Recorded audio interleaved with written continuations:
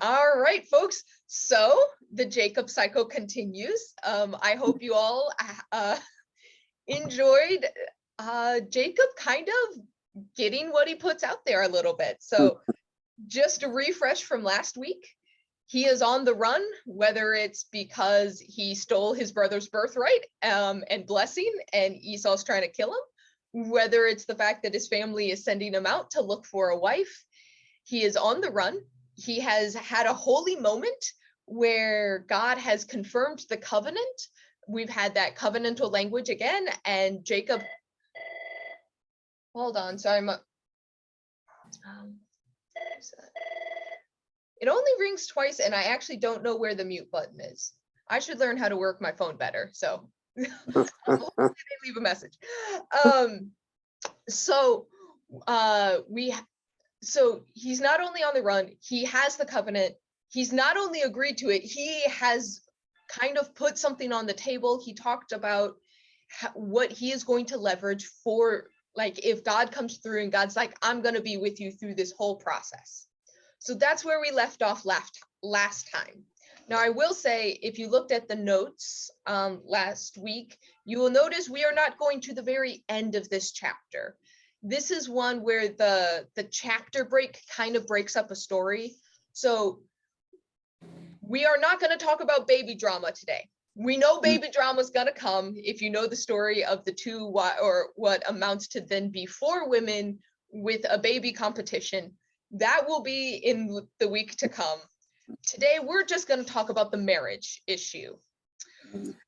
So there's a lot of echoes here and a bit of new information. And so I think it's helpful. Let's start just by thinking through the story and what have we seen before? What's kind of an echo of a story that's already happened? So you all, what did you notice? What's familiar here?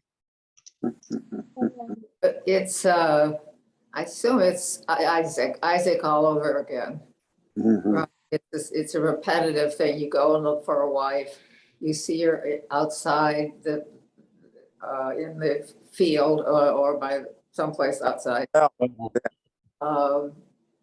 And then you go in, and it's worse this time. I mean, Laban is really a bad, and but it's. I thought I kept trying to check and see if I was reading the right chapter. Right. I kept thinking, didn't Jacob's letter happen after they did this? And so I couldn't find I couldn't find the newsletter on my. Oh. I couldn't find it. So so I had already read it anyways. Okay. But it was interesting how similar it was. Okay. Yeah. Instant love also. Instant love. Okay. Yeah. like a a romance novel. So what specific pieces of the story are being echoed, and like which stories is it echoing? Because there's actually a few stories kind of that the echoes aren't all from one story. So I heard you say, like, he saw him, like, seeing the love, falling in love immediately, and seeing the person in a field. That's very much his father's story. What other elements from that story are we seeing? Well, the well. You know, oh yes, the well. They pick up the girl at the well in both versions. Right, I'd forgotten about the well. Okay, I was thinking about the land goats or something. Yeah, and somebody that book on the interpretation said, "Hey, it could have been the same well." It could have. I mean, he went to his mother's land, and right, once again, we're dealing with Laban, and that's another thing. Laban's in the story again. Except that Laban makes him work for his wife, and that didn't happen before. Yeah. Mary Ellen, you look like a thought simmering there. No. Oh. It was just not me asking, just stretching. Okay. Right. But you're right. Laban asks for a lot more this time around, which makes me wonder, did he learn from the last time of what, like, if he's like, well, if I got this much for my sister, I can get more for my daughter. Mhm. You think all along he planned to deceive Jacob with the sisters? Because clearly it asks, I will serve 7 years for your younger daughter, Rachel. But that isn't who he gets after 7 years. Wondering if Laban or whatever his name is actually planned that from the beginning. There's no way to answer that, but what do you all think? Does this seem like a plan all along, or is this like a last ditch thing, like he thinking like, I have 7 years to find a husband for my elder daughter, and then when that didn't happen, he's like making things work? What do you all think? I think it sounds like he planned it all the way right from the beginning. Okay. There you go. He gets 14 years out of the deal instead of 7. Yeah, And- right. More for something else. I couldn't, Mhm. I guess He the does flock. mention- I'm sorry, Steve. He does mention at the the end of the chapter of what we've read, that it's their culture that you do not marry the younger one before the older one. But he did agree in the beginning to accept the 7 years for his younger daughter. So, if he had that all planned out ahead of time, he's a nasty man, deception man. He is. If you remember a few chapters ago, I told you, keep Laban in mind because his character is fascinating. Mhm. So we've talked, so we do see these echoes. The other echo of, this is where we talk about the Jacob cycle, is we see like Jacob's story already on repeat and kind of things happening that he did that are now happening to him. And so we'll get to that. So let's actually go to the beginning and walk through some of this to make sure that we know what's going on at all the different pieces. So it opens up at this well, and yeah, there's a hint that this may be the same well. We talked about it last time, but do you all remember the conversation about why wells were good places to meet young women? That's Sure, what they went to get the water for the family there. Mhm. Exactly. This is like one of the few culturally acceptable places for young people of either gender to mix. Mhm. It's just like no hanky-panky was going to happen at the well, but you could, like, if you wanted to pick up a wife, you went to the well, kind of a thing.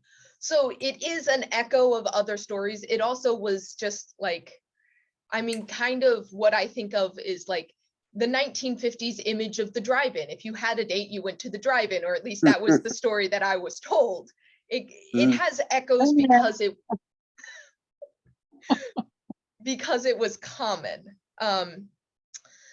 And so we have this conversation with Jacob and the other people around the well itself. So it doesn't immediately open to Rachel, but the conversation with kind of the other people with a bunch of sheep. And here's just this guy coming off the hills asking about a bunch of people. So any thoughts on this initial conversation? Well, there is a conversation with the men who are there.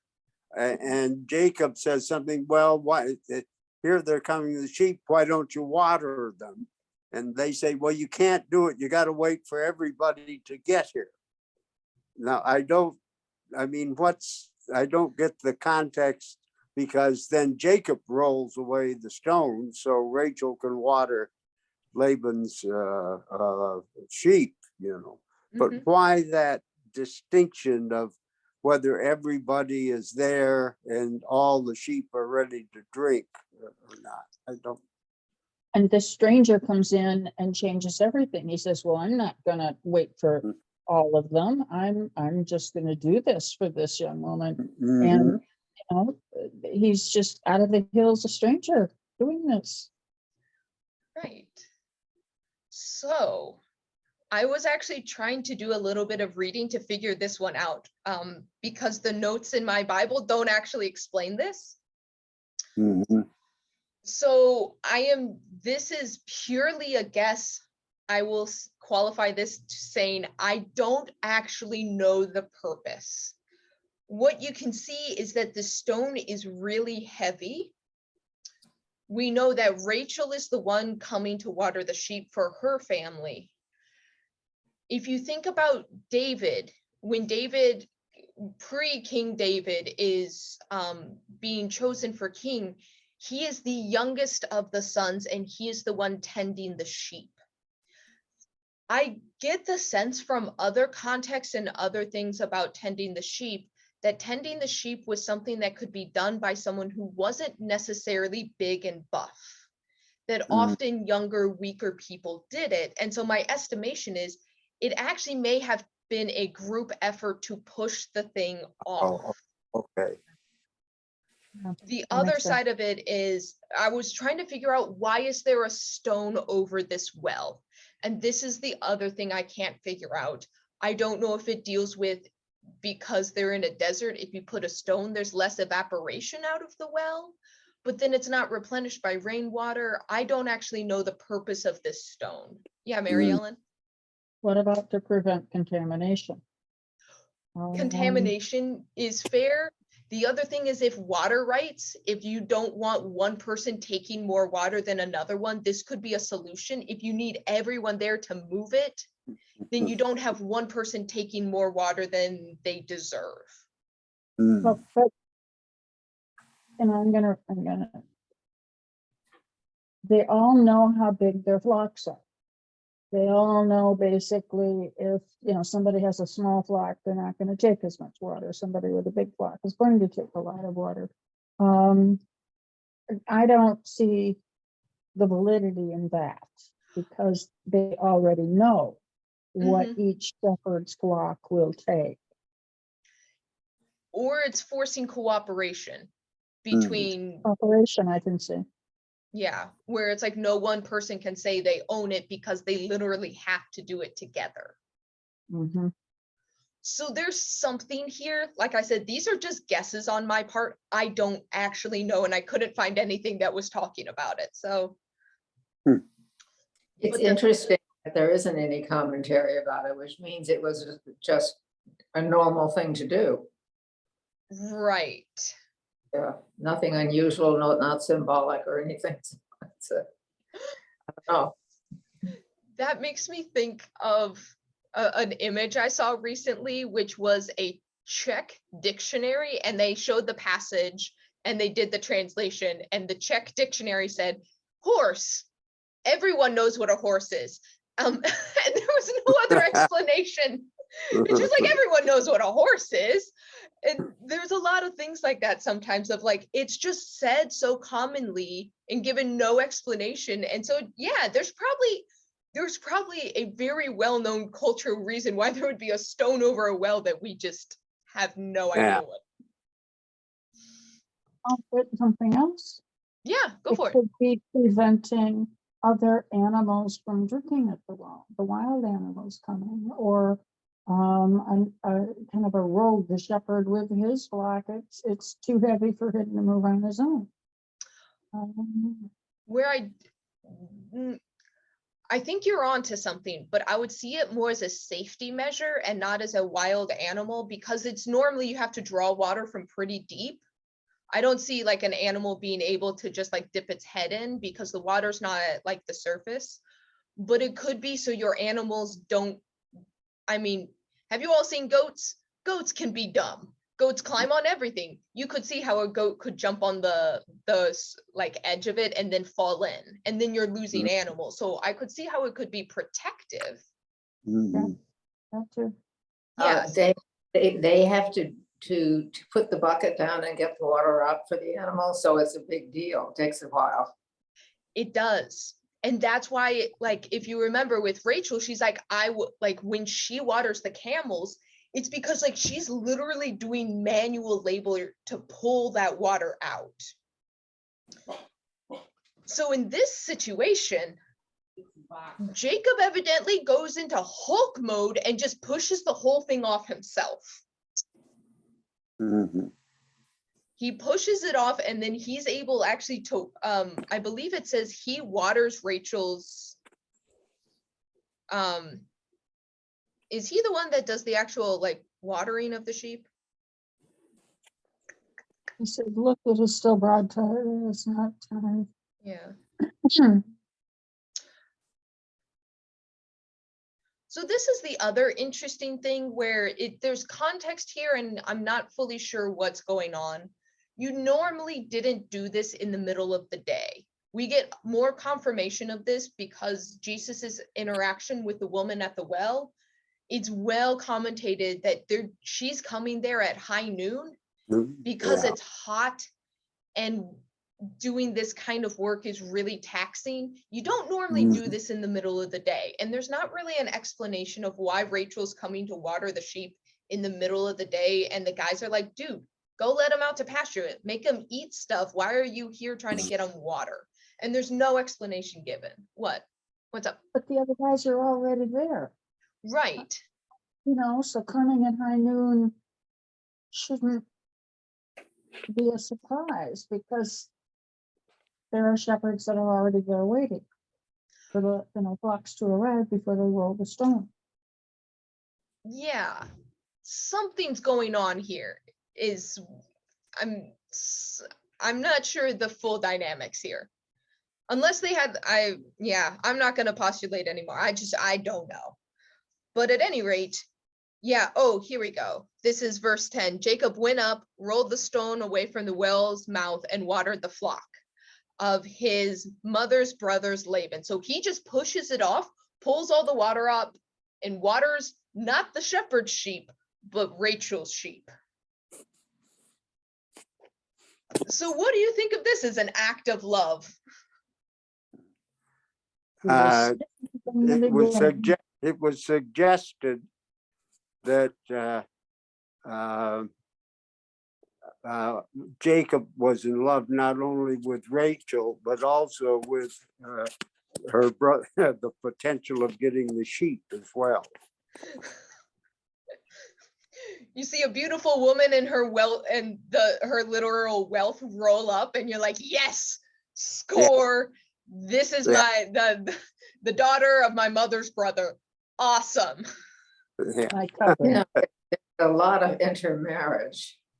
We had lots of cousins and nieces and. Yeah.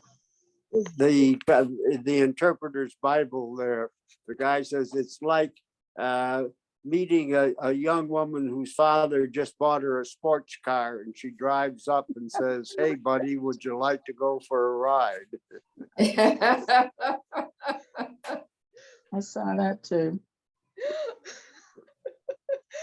Right. So the thing is, so you almost understand his reaction, which is a lot more affectionate than we've seen other characters. We're given a lot of description in Jacob's kind of reaction to Rachel and later on as well, but he embraces her, he kisses her, and oh no, that's Laban. He still kisses Rachel and he weeps aloud. Wow. I assume that this is tears of joy here. But you get the other echo of the story of not Rachel, but Rebecca. So Rachel rolls up with all of her sheep. We have this young man who is evidently a strapping gentleman because he just opened the well himself, did a bunch of labor. But then she runs to Laban just like Rebecca did. She has this moment and she runs home and she brings Laban back, which is exactly what what Rebecca did. I'm going to get these names mixed up. I'm going to tell you. So there we have another echo. And so once again, Laban is summoned. He comes with the woman of the family and meets him. And his reaction is, surely you are bone and you are my bone and my flesh. What does that sound like? Well, he's sort of proselytizing him, I think. This is an echo of another phrase we've already heard, bone of my bone and flesh of my flesh. Adam and Eve. Exactly. Yeah. This is what Adam says when he all that. looks at Eve. You are bone of my bone. You are Bone. flesh of my flesh.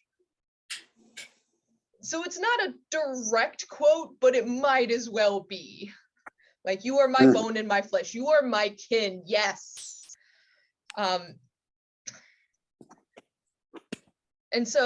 And then right after that, he stayed with him a month. So evidently a month goes by before the next part happens.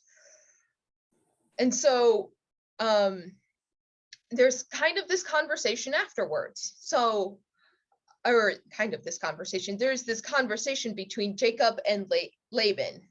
And he says, because you are my kinsman, should you therefore serve me for nothing? Tell me what your wage shall be. So originally, Laban's just asking like, hey, what do you want to be paid? Like, I'm not going to treat you like a servant or a slave. You get income.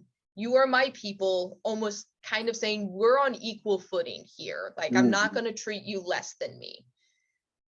And then it is from that point where Rachel's hand is asked for in marriage. So what do you all think of this situation? Because remember, Jacob rolled into town as kind of a vagabond with nothing. It's not like he can pay a bride price for her. So It surprises me that it takes a month to have this conversation. I mean, he's already laid his claim to Rachel publicly, and yet nothing is being settled in a whole month. That, the waiting period in this story, in every time it pops up, just amazes me. Like 7 years and 14 years. But waiting a month to get things settled, and that Laban initiates the conversation, not Jacob. Mhm. So what would be the bonus? Because notably, this is very different from the last time we had conversations with Laban. Last time, Laban's like, stay here a while longer.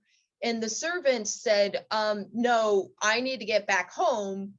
Rebecca, are you coming or not? And they didn't get the waiting period. But that was only going to be 2 weeks.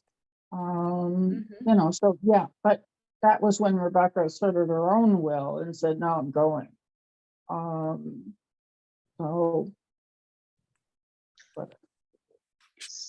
So this time there is a waiting period where, I don't know, I kind of wonder, is this like a testing out? Like there is this rich girl who rolled into town, but do I actually want to be a part of this family? There's kind of, I mean, a month you can kind of get to know people. So I don't know the purpose otherwise, but there is that time that Laban didn't get last time. But the thing is, Jacob's still penniless. He technically can inherit the family business back home, but it's not here right now. And he can tell Laban anything he wants, but it still doesn't amount to be anything. He still has only the clothes on his back. Well, but he came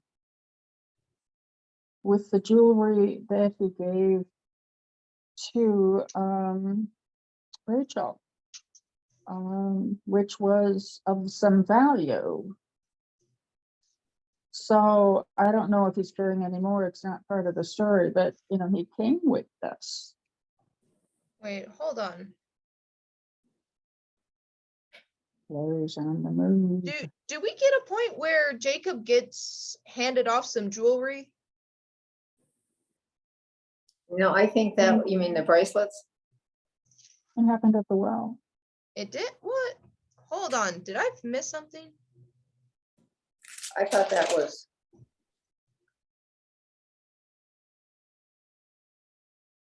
I think that's the previous story. Yeah, I don't remember Bracelets, yeah. any jewelry being passed off in this story. All No. right, wait, maybe I'm mixing them up. This is the problem when you have stories echo each other over and over again.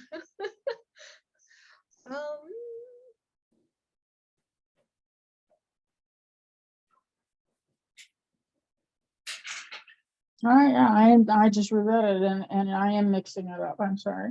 Okay. Okay, I went back to the previous chapter just to make sure that when he's sent away in the beginning of 28 that like nothing is sent with him. And yeah, so he probably doesn't have much with him. Okay. He had enough for a journey, but not, it doesn't look like he has much more.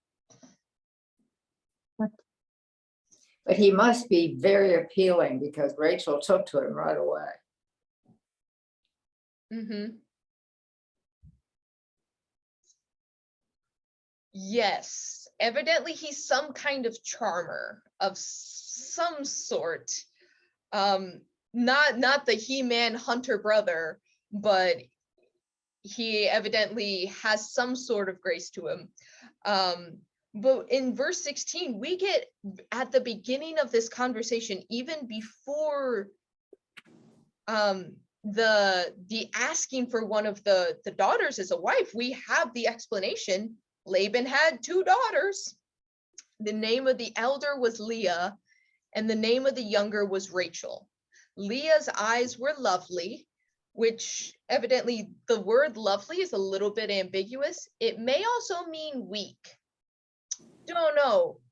But on the other hand, Rachel was graceful and beautiful, which is descriptions that are also given to both Rebecca and Sarah. So she kind of fits the matriarch trope at this point. And so we already have these 2 set up even before Jacob asked for one of them. We have the 2 sisters and we're told one's a lot prettier than the other one. Well, yeah, Leah only has beautiful eyes. But Yeah. Rachel is the whole package. Mm-hmm. Yeah. And in a phrase that once again echoes his parents' story of Isaac loved Esau and Rebecca loved Jacob, we get in verse 18, it opens it with Jacob loved Rachel, which is once again not a term we've heard a whole lot. The Bible up until this point hasn't been really overly affectionate, and really isn't. There's not a lot of affection except for the book of Song of Songs, which is why it's kind of an outlier there, but we have this immediate love and affection. And so 7 years, he's willing to work 7 years even before they're married. It's not like he gets to marry her and then works 7 years. It is 7 years of work and then marriage. That, would you all be willing to do 7 years of hard labor with no reward until after 7 years? Well, No. it's also 7 years for Rachel.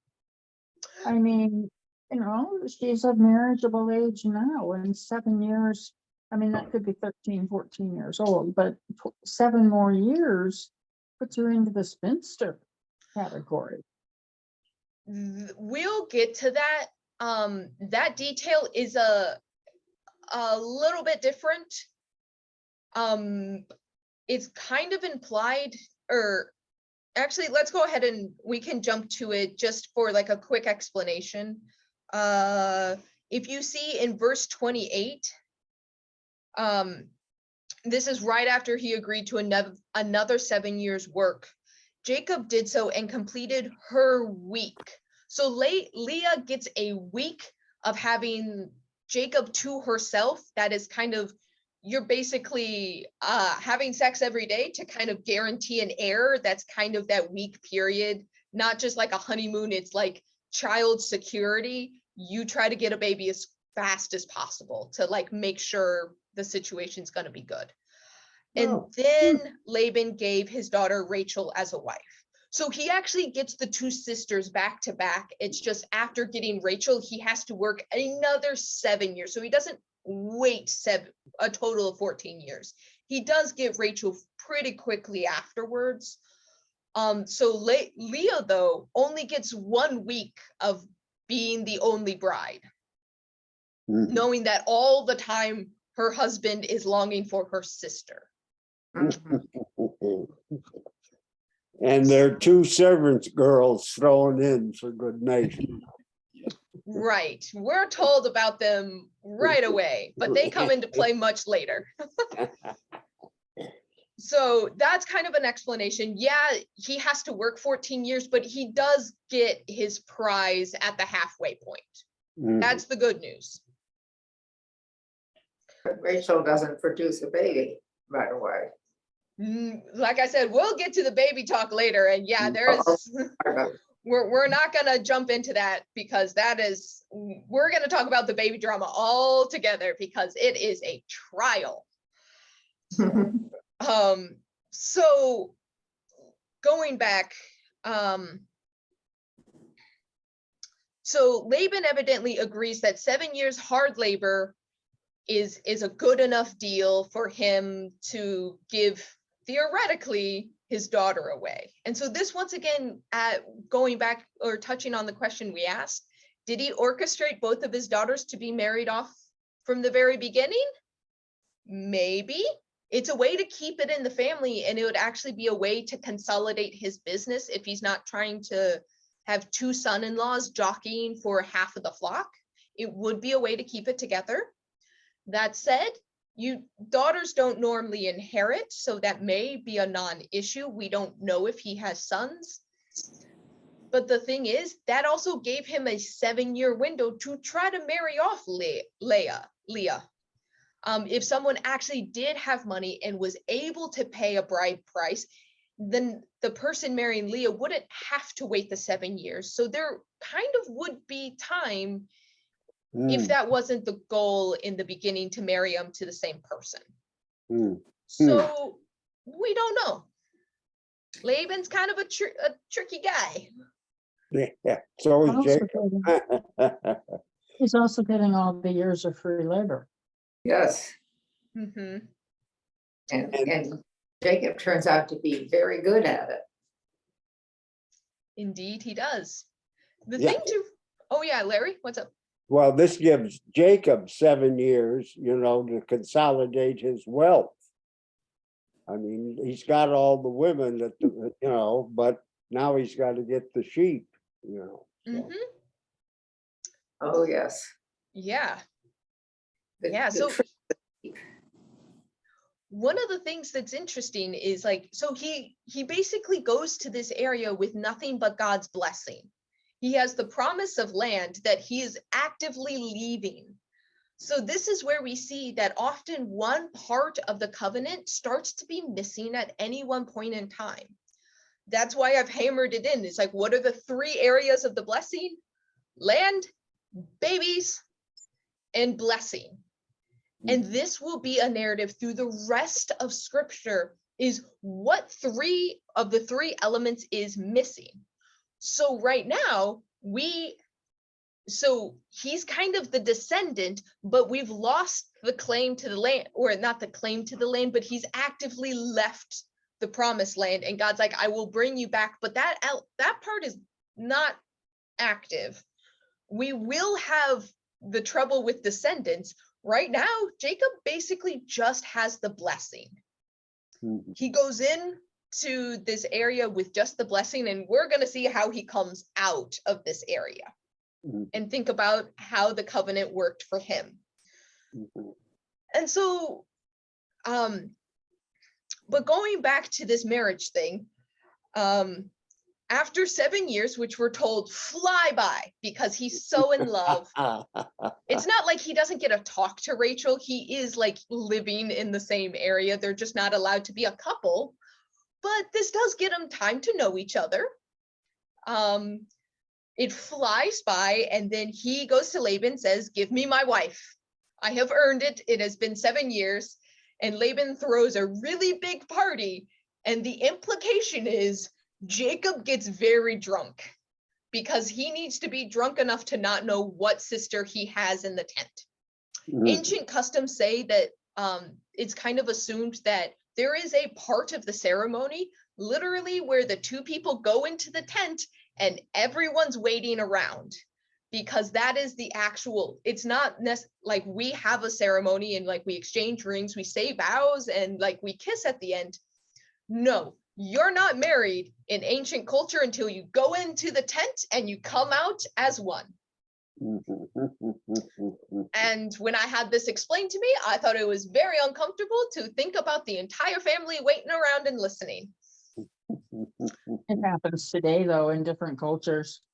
You know, actually in old time Scotland, they would do this and, you know, wait outside the house for the next morning and have to show the bloody sheet. You know, that was part of it. Well, and in early years in France, when the Queen had a baby, there were a whole bunch of people standing around watching the delivery to be sure that what they got was actually true. The right one wasn't switched. Yeah. So very different set of customs. But what we see is that Laban in the evening took his daughter Leah, brought her to Jacob, and he went into her. That's the common phrase of he went into her, means they had sex. And evidently at the same time, Laban gave his maid Zilpah to his daughter to be Leah's maid. This does not mean that at this point, Jacob has also gone into Zilpah. This is just like she's waiting around to make sure they don't need any assistance. Okay. But when Jacob wakes up, he is very shocked to see the woman lying next to him is not his beloved Rachel. Evidently, he did not notice the night before, which is why the implication is he was drunk. So the trickster has now been tricked. What do you all think? Served him right. It's payback. It must be an inherited trait. He had to have been very drunk. Yeah, so I told you what Jacob does comes back. So he and his mother swapped the eldest for the youngest. And here we see the reversal where the eldest is then now swapped for the youngest. It literally is almost a correction of how he stole the blessing.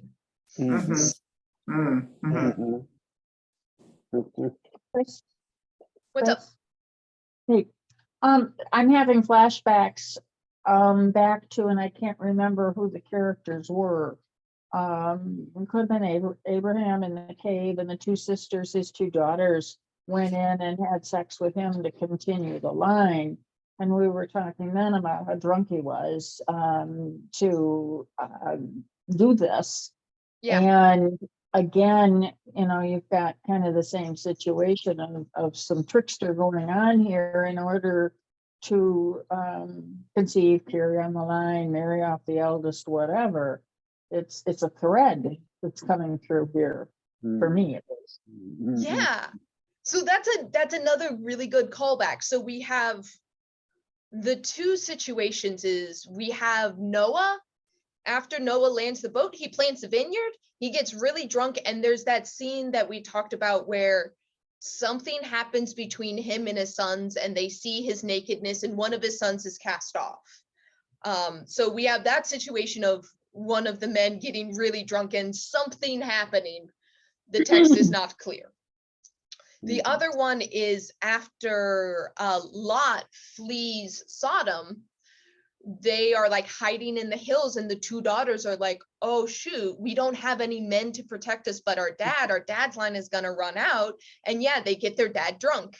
And evidently the spirits they were making at the time were really strong. Mhm. So, In Yeah, this go for it. in this interpreter's Bible, there is an explanation of the scene that was a quotation from Genesis Rabbah, Yeah, 70 verse 19, where Is the it says, all commentary. night he kept calling her Rachel, and she kept answering him, yes. But in the morning, behold, it was Leah. He said to her, liar and daughter of a liar.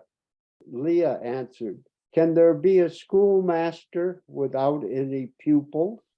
Was it not just this way that your father called out to you Esau, and you answered him by saying yes?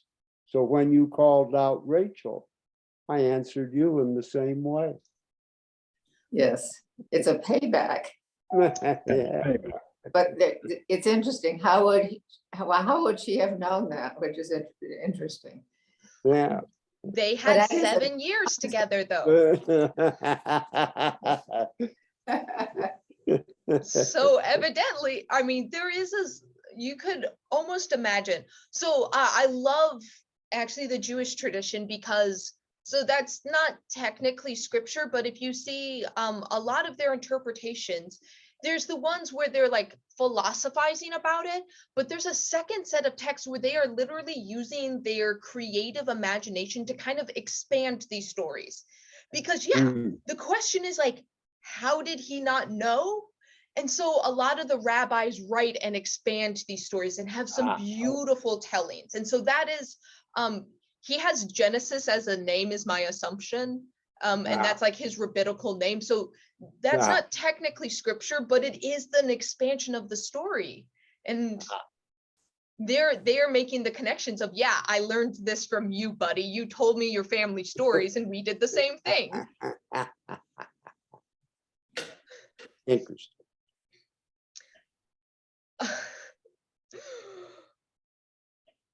So, but yeah, we have this very strong connection that he's getting payback. He's did this himself. And now his father-in-law, like you can't, at this point, he can't undo it. Or there's not like, I mean, he could technically divorce her, but then by divorcing her, he wouldn't probably have access to Rachel. But otherwise, there's not really a way to undo the marriage. It's Um, now it would be a what do they call it?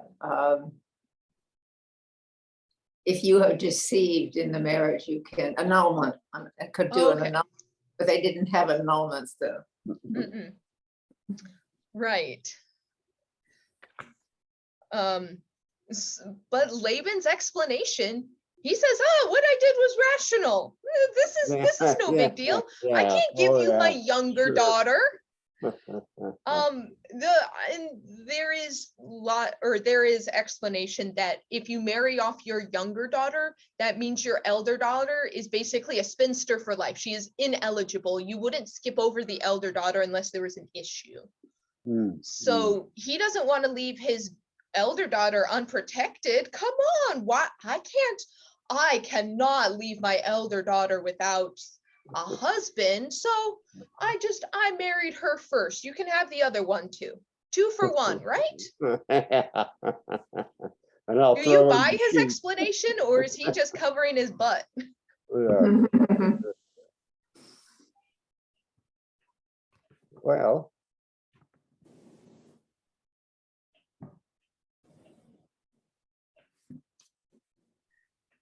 Well, Mary Ellen, hold on, Mary Ellen. your audio's gone. Oh, yeah, it got shut off last time when she was Oh. talking. yeah, Mary Ellen, I think your phone disconnected from Zoom. I'm not seeing your phone in the Zoom room. Oh, now she's frozen.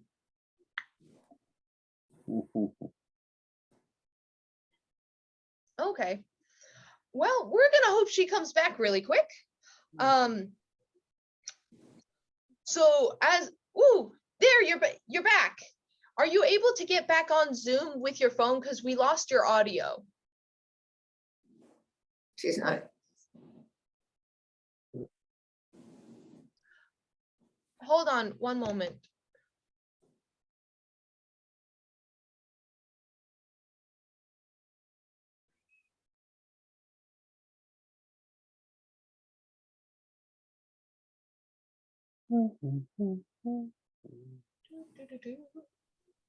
All right, I'm unmuted.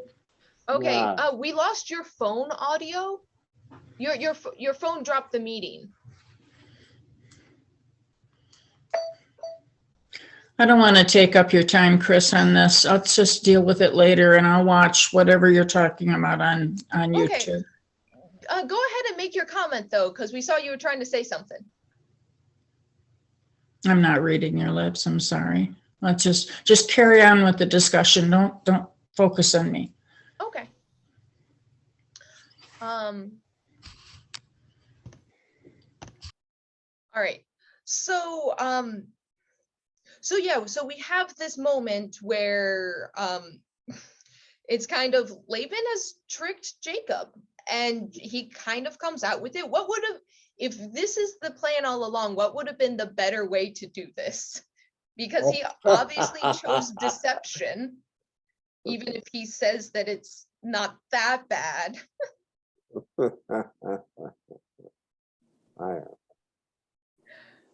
I mean, you could almost imagine how Laban could say, like, hey, I need, like, my elder daughter needs to be protected. Any chance that you'll marry both of them? Like, that could have been the option, but it also leaves it open for Jacob to say, no, I only want the one that I love.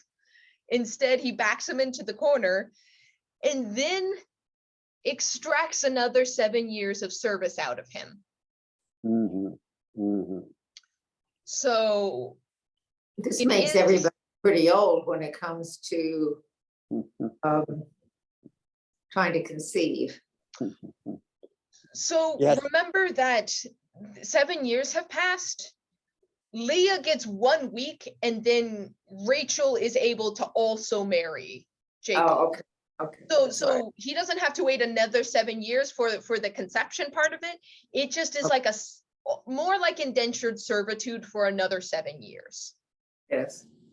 So that's why the baby drama starts immediately. The baby drama begins when in that 7-year period, and we're going to see, or there's a very definite moment where you see where the 7 years have run out, and now Jacob's kind of a free man with 2 wives, well, 4 wives by the end of it. And we're also given the name of Bilhah, the maid for his daughter Rachel. So we have both Zilpah and Bilhah, the 2 maids that go along with the 2 daughters, because they're rich and they can have handmaidens. And then we have this final line that he loved Rachel more than Leah, and he serves Laban for another 7 years. Mhm, mhm. So that is how the section of the marriage drama wraps up. How are we feeling about the situation now with Jacob's story? Well, both Jacob and Laban are equally devious people in getting what they want. You know, they are finding ways that are not exactly forthright to attain their goals. So Mhm.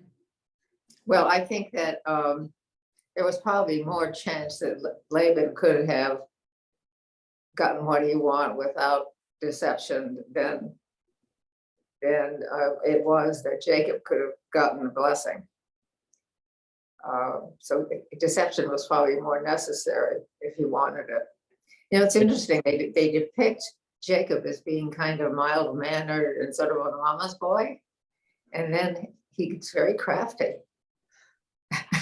Mhm. So, It was Jacob that suggested the 7 years. yeah, He could have said 6 months, Well, yeah, he, but he, yeah, yeah. Yeah, I think time seems to be sort of relative here. Yeah, I mean, we judge it in our way, thinking about a week or 7 years. Well, but you know, they're living 795 years and you know, having babies when they're 100, you know. So it doesn't have the same sort of concept, I think, as we think of it. You know. Yeah, I mean, that's always good to keep in mind that Right. we don't know how they're counting these years, but it also seems to be inconsistent. 7 is also the magical Real number. number, yeah. So 7 and 14 are often used for a really long time. Wow. So it's Yeah. kind of that perfect number of Jacob worked for that like excellent number of years, and we're gonna call the excellent number of years 7. Okay. Yeah. So there kind of is, or there's some people who really love numerology and want to pull out all the numbers and the fact that it's 7 is the perfect number, the number of heaven. And there is one line of thought, it's like, because Jacob didn't just work 7, he worked 7 and 7, it is like double perfection. He has done everything. And then there's others that say 7 is the stand-in number for a very long time. What's up? The other thing that bothers me, that both of these stories are so almost unbelievable. Jacob deceives his father by putting on a sheepskin, you know, and telling him, now I'm your, you know, I'm not your Jacob, I'm Esau. And then Jacob gets fooled because he goes into a tent and has sex with a woman and he doesn't recognize her. So when hearing what you're saying, Larry, I think about the stories told about my grandfather. My mother's father was a character who is larger than life. And there's a movie and a book that I love called Big Fish, and it's talking about a father's stories and how they're like so grandiose. And now on his deathbed, his son's like grappling with the fact that these stories are too big to be true. And so he thinks they're all lies.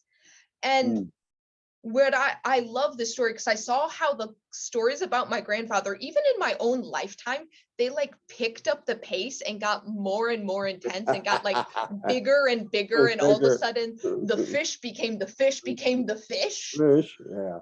And I wonder how much that is at play with some of this. Is you have centuries of these stories being retold and the fish becoming the fish becoming the fish, the trickery becoming the trickery for interest and intrigue, maybe even in Jacob's own life, because if he is a trickster, he is not necessarily a reliable narrator of his own story. Yeah. Okay.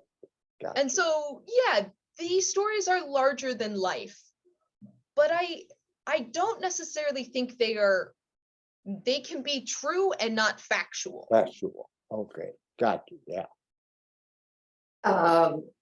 One of the commentaries says that they wonder if Isaac really knew that it wasn't Esau, that on some level he knew. But I don't remember what the point of that was, but it was interesting because he must have thought, if he did really know, there must have been a reason that he went along with it. Yeah. Mm-hmm. So which one do you think would be actually the more realistic of the two trickeries? It's a great deception story, stories? but Jacob clearly has more character traits that would make him a better leader. Mm-hmm. Oh, more than that, who do you think is actually a more realistic, like which situation is like more believable? That a father would confuse his 2 sons, or that a young man would, after a party, confuse 2 different women? Well, that's a little more believable to me, but it's still pretty flimsy. Okay. Yeah, and Isaac supposedly was in his dotage at, when he got deceived, so if he was a bit Alzheimer-ish, maybe you could deceive him more easily. But then maybe Jacob was very naive with women and you could deceive him pretty easy. I don't know. Right.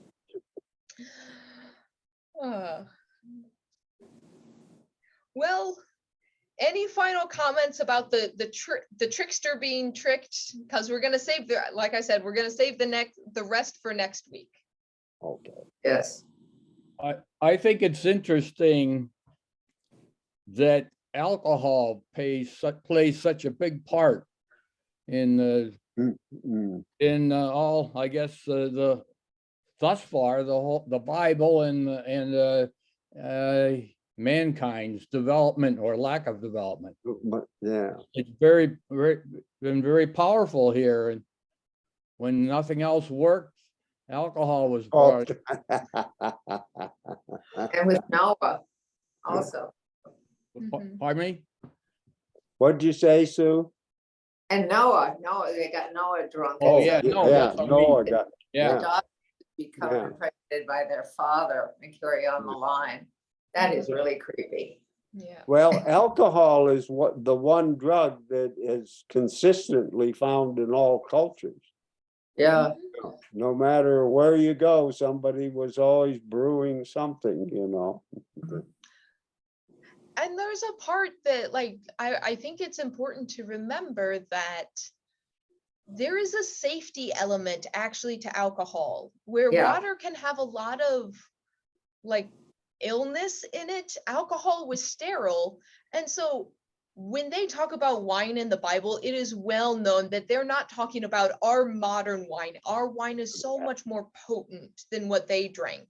Mhm. And that, I read once a recipe for what was considered a Roman sports drink. And if you weren't drinking wine, you were drinking a vinegar mix. And so because vinegar was a bit safer and it kind of sterilized the water a little bit and you get a few extra things. So if your choice is between drink alcohol or drink vinegar, I know which one I want to drink. Yes. But they fed their animals water from the well. They didn't seem to. Mhm. They did okay. So, Mhm. Mhm. but that's true in Mexico. I know that the water is really bad. You have to, even today, you have to be very careful with water. Yeah. well, my grandfather drank beer like it was water. He came from Germany. It was just the way they were kind of brought up. Mhm. And that had nothing to do with contamination, probably. No. There's a joke that passes around with pastors that I think it is 3 years before the Protestant Reformation is when coffee houses came to Europe. And because coffee, you have to heat water to boiling to make, it then sterilizes the water, so it's safer to drink. And it's like, beware of a fully caffeinated pastor, because then Martin Luther, who started drinking more coffee than beer, Protestant Reformation happens. But one actual thought that I've seen, which is fascinating, is that part of the Industrial Revolution, that like kind of picking up of industry, was actually the switch from alcoholic beverages to caffeinated beverages, because all of a sudden people are wondering why they're not as sluggish. It may just because they're not day drinking anymore, that they had more mental bandwidth to put towards more thoughts. And so there's a thought that coffee changed the world because coffee made us not all constantly a little bit buzzed. Oh, that's interesting. I never thought about that. Mhm. Yeah. And But that at brought us burnout. But with that, let us, I think that's all I have for today. So can I close this with a word of prayer? Sure. All right. Good and gracious God, today is a day that we remember that you work through flawed people.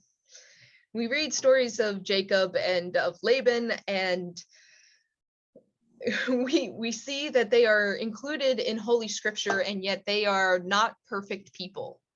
They sometimes deceive, they are tricksters at times, and yet they are part of your blessed family, your holy lineage, the ones carrying the covenant that helped carry it to us today. And so it gives us confidence, if nothing else, God, that you work with us today, who are flawed people, who sometimes, yes, are trying to work the system to make sure that ours and our own get their fair shake. But God, we ask that you guide us, that we may learn to trust one another and build community, so we don't have to rely on trickery and deception to get our ways, but we can trust in you and your message of love, and that it will truly bring us together.